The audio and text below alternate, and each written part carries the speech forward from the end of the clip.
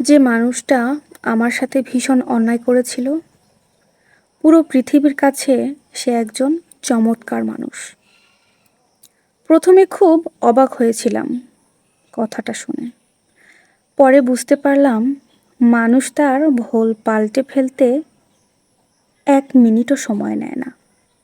প্রায় নিমিষের মধ্যেই প্রত্যেকটা মানুষ তার ভুল পাল্টে ফেলতে পারে।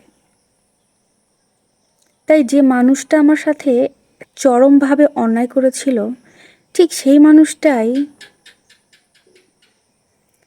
অন্য কারো কাছে একদম আলাদা একটা মানুষ। মহাকালের মঞ্চে ওই মানুষটা যখন ভালো মানুষের অ্যাওয়ার্ড হাতে নিয়ে বিজয়ীর হাসি হাসে, আমার ভেতরটা তখন নিশ্চিম পরাজয়ে কুঁকড়ে যায়। আমি চিৎকার করে বলতে চাই মানুষটা ভালো না। পৃথিবীর হাততালির শব্দে আমার চিৎকারটা স্তব্ধ হয়ে যায়। আমার কথাগুলো, আমার ভেতরের কান্নাগুলো তাদের কানে কখনোই পৌঁছাবে না। আমি যতই চেষ্টা করি, কখনোই তারা শুনতে পারবে না আমার হাহাকার, আমার চিৎকার। আমি জানলাম পৃথিবীটা একটা পপুলারিটি কন্টেস্ট। এখানে ভীষণ অন্যায় করেও হাততালি পাওয়া যায়। এখানে ভীষণ হতকারী করেও হাততালি পাওয়া যায়। মানুষকে ঠকিয়ে হাততালি পাওয়া যায়। প্রচণ্ড ভালো হয়েও নরকের খাতায় নাম লেখাতে হয়। আমি জানলাম মানুষ কেন অভিনয় করে।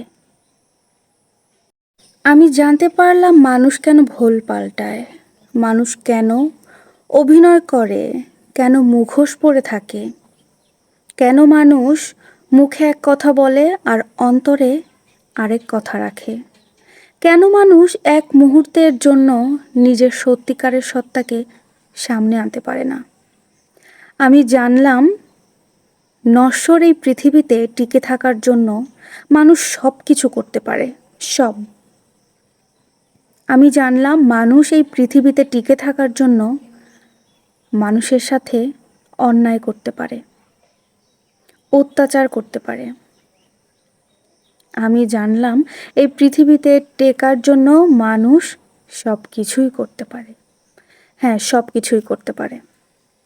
তাই তো বলি যে মানুষটা আমার সাথে ভীষণ অন্যায় করেছিল, পুরো পৃথিবীর কাছে সে একজন চমৎকার মানুষ। প্রথমে খুব অবাক লাগলেও পরে বিষয়টা খুব ভালোভাবেই বুঝতে পারলাম। মানুষ তার ভুল পাল্টে ফেলতে পারে 1 নিমিষেই।